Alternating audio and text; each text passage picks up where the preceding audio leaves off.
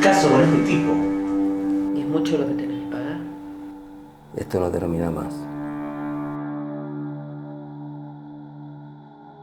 Está completamente convencido de lo que dice. De eso te tendrías que hacer cargo vos. Si consiguieras un laburo,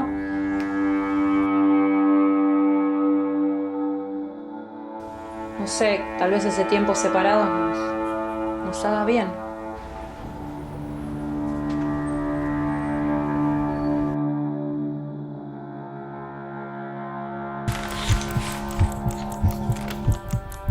No habrás vendido un riñón, ¿no?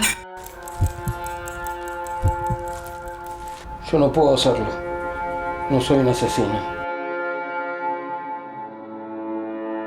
No fue así. Y todo en su vida volverá a la normalidad. Sí. Escuchame una cosa, Sol. No te subas nunca al auto de un extraño.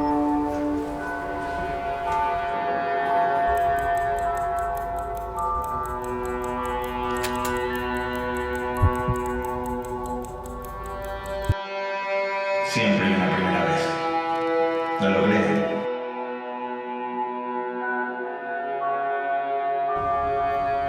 ¿Cómo puede terminar así?